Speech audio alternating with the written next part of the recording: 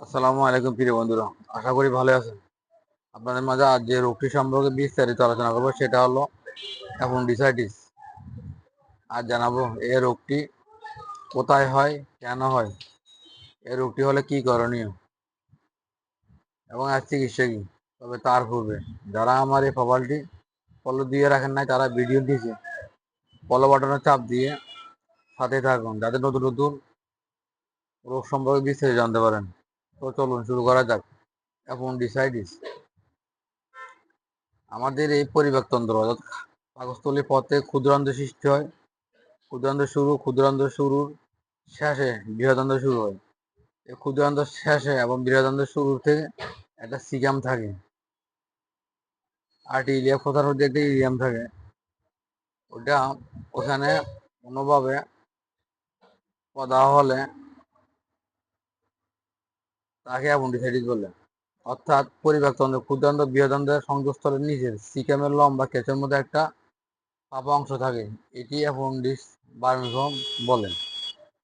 এই যে ঠিক দেখালে আপনাদেরকে, এই যে অ্যাপেন্ডিক্স ভার্মিফর্ম এটা হলো যে আপনার বৃহদান্ত্রের শুরু থেকে এবং ক্ষুদ্রান্ত্রের শেষে অ্যাপেন্ডিক্স ভার্মিফর্ম অ্যাপেন্ডিসাইটিস বলে। এটা বিভিন্ন রোগী অবস্থানে বিভিন্ন রকম লম্বা হতে পারে। হঠাৎ এর মধ্যে প্রদাহ সৃষ্টি হয়, তাকে অ্যাপেন্ডিসাইটিস বলে। এই রোগটি কেন হয়? এই রোগটি মূলত শক্ত মলের টুকরো, কোনো কৃমি বা খাদ্যবস্তুর সাথে গিলে ফেলা, হাড়ের কুড়ি ইত্যাদি কোনোভাবে যদি অ্যাপেন্ডিক্সের ভেতর হঠাৎ ঢুকে পড়ে, এরকম তীব্র পদার ভিতর দিয়ে অ্যাপেন্ডিসাইটিস রোগের সূচনা হয়। এখন জানাবো এই রোগের লক্ষণ কি, এই রোগটি হলে লক্ষণটা কি, কিভাবে আমার প্রাথমিকভাবে আইডেন্টিফাই করতে পারি। এই রোগটির প্রাথমিক আইডেন্টিফাই হলো, করতে পারি আমরা হঠাৎ নাভির চারপাশে তীব্র, নাভির চারপাশে ঠিক আমাদের এই নাভির চারপাশে তীব্র শুরু বা ব্যথা শুরু হয়, এবং ব্যথা নাভির উপরিভাগে বা নিচের পেটের ডান দিকে ছড়িয়ে পড়ে। বিশেষ করে এই যে আর্টিরিয়া ফোসা, এই যে দেখালে আপনি মানব দেহ নয় ভাগ করলে ঠিক এই নাভি, এখানে নাভি থাকবে তলপেটের নিচে, এখানে নাভি, এই নাভির ডান সাইডে আর্টিরিয়া ফোসা, ডান সাইডে এখানে নাভির ঠিক নাই বরাবর চার আঙ্গুল ডানে এবং 4 আঙ্গুল নিচে করি, এখানে মারাত্মক ব্যথা শুরু হবে। ব্যথার সাথে বমি থাকবে এবং পায়খানা বন্ধ থাকবে। তখন আমরা বুঝতে পারি যেটা অ্যাপেন্ডিক্সের ব্যথা। তাহলে ব্যথার সাথে 2-3 বার বমিও হতে পারে। 5 থেকে 6 ঘন্টা পরে ব্যথার পেটের ডান দিকে নিচের দিকে আর্টিরিয়া ফোসা, যেটা আগে দেখালাম সীমাবদ্ধ থাকে। আর্টিরিয়া ফোসা, এই যে আর্টিরিয়া ফোসা ঠিক এই জায়গায় ব্যথাটা সীমাবদ্ধ থাকবে। ডান নাভির ঠিক 4 আঙ্গুল ডান এবং 4 আঙ্গুল নিচে ব্যথা মারাত্মকভাবে ব্যথা হবে, এখানে সীমাবদ্ধ থাকবে। তখন আমরা প্রাথমিকভাবে ধরে নিতে পারি এটা অ্যাপেন্ডিসাইটিসের ব্যথা। মৃদু জ্বর থাকতে পারে, 100 থেকে 101 ডিগ্রি ফারেনহাইট হতে পারে, এবং 5 থেকে 6 ঘন্টা পরে ব্যথা পেটের ডান পাশের দিকে নিচের দিকে ছড়িয়ে পড়ে আর্টিকুলিয়া কোথাও সীমাবদ্ধ থাকবে, এবং রোগী ঘামতে থাকবে। বিশেষ করে ব্যথা তো মারাত্মকভাবে রোগী ঘামতে থাকবে এবং নাড়ি দ্রুত চলবে, বিশেষ করে পালসটা দ্রুত চলবে। এটা হলো আপনার অ্যাপেন্ডিসাইটিস ব্যথার মারাত্মক লক্ষণ। এবং ম্যাক ওয়ার্নিশ পয়েন্টটা আর্টিরিয়া ফোসা, বিশেষ করে চাপ দিলে ব্যথা তীব্র হয়। অর্থাৎ ওই নাভির, যেটা আগে বললাম, নাভির ঠিক ডান সাইড, নাভি থেকে ডান 4 আঙ্গুল ডান দিকে এবং 4 আঙ্গুল নিচে ব্যথা, ওখানে চাপ দিলে ব্যথা হবে। এটাকে এভাবে ধরে নিতে হবে আমরা, এটা অ্যাপেন্ডিক্সের ব্যথা। রোগী পেটে হাত দিলে ভয়ে হাত দিতে যায় না। এখন জানাবো এ রোগের চিকিৎসা কি। এ রোগের চিকিৎসা হলো মূলত প্রাথমিকভাবে মুখে সকল খাবার বন্ধ রাখতে হবে, মুখে কোনোভাবে খাদ্য দেওয়া যাবে না। পাশাপাশি আমরা তীব্র ব্যথা কামানোর জন্য আয়োসিন, বিটাল, বোমাফাইড জাতীয় গ্রুপের ওষুধ দিতে পারি। সেক্ষেত্রে ইঞ্জেকশন দিতে হবে, অবশ্যই বোটাফেন অথবা ব্যালকাফন অথবা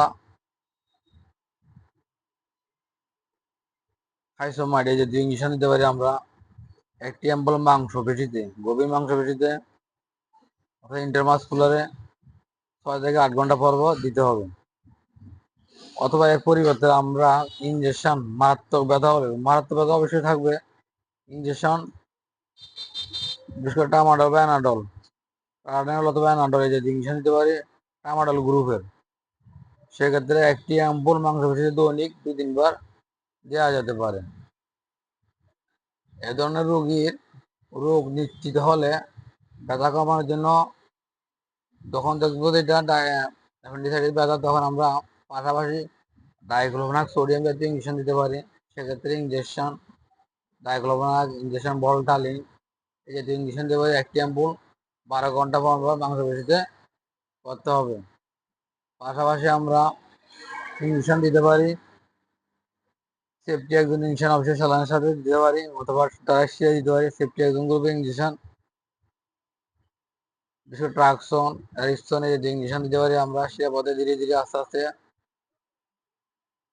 12 ঘন্টা ব্যবধানে দিতে পারি। এবং বিশেষ করে মুখে খাবার যেহেতু দেওয়া যাবে না, সেক্ষেত্রে আমরা শিরায় ডেক্সট্রোজ স্যালাইন দিতে পারি।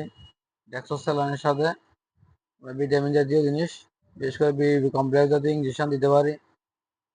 এবং মানসিক অস্থিরতা থাকলে ডায়াজিপাম জাতীয় ইঞ্জেকশন দিতে পারি। সেটা ডাক্তার পরামর্শ ক্রমে মাত্রা ওজন ভেদে সিডেক্সিন, সিডিলে যে ইঞ্জেকশন দিতে পারি, তবে ওজন বয়স অনুসারে অবশ্যই দিতে হবে, বিশেষ করে ডাক্তার পরামর্শ অনুসারে অতিরিক্ত কোনোভাবে দেওয়া যাবে না। পাশাপাশি যখন মুখে ব্যথার তীব্রতা আস্তে আস্তে কমে থাকবে, তখন মুখে আমরা বিশেষ করে হালকা খাবার ও নরম, বিশেষ করে নরম ভাত জাতীয় অল্প অল্প তরিতরকারি দিয়ে ভাত দিতে পারি, নরম জাউর মতো রান দিয়ে পাক করে দিতে পারি। পাশাপাশি মুখে আমরা সেভেন জাতীয় গ্রুপের ওষুধ দিতে পারি, সকালে একটি, রাতে একটি, 12 ঘন্টা 5 থেকে 7 দিন। পাশাপাশি এইসব রোগী মশা থাকলে তাই আমরা টোনিডাজল গ্রুপের অ্যামোডিস, ফিলমেটে যে ওষুধ দিতে পারি 1 বড়ি জন্য 3 বার আহারে প্রসাব। পেটে হালকা ব্যথা থাকলে ডোটাভিন হান্টিবায়োটিক গ্রুপে দিতে পারি, ডট বা নোজ সাইজে 2 ট্যাবলেট দিতে পারি। অতঃপর এই রোগীকে আমরা সুবিধা মতো ভাবে অপারেশন করে ফেলতে হবে। ব্যথা কমানোর পরে সুবিধা অনুযায়ী অপারেশন করে। এই রোগের একদম পরিপূর্ণ চিকিৎসা হলো আপনার অপারেশন করে ফেলা। এই রোগীকে অপারেশন করে ফেলতে হবে, সময় মতো অপারেশন করে ফেলতে হবে। এই রোগটি হলে আমরা রোগীকে আরো বিভিন্ন পরামর্শ দিয়ে সহায়তা করতে পারি। সেক্ষেত্রে নরম ও লঘু পথ্য খেতে হবে, অর্থাৎ নরম সহজপাচ্য খাদ্য খেতে হবে, বেশি দামি খাবার খাওয়া যাবে না।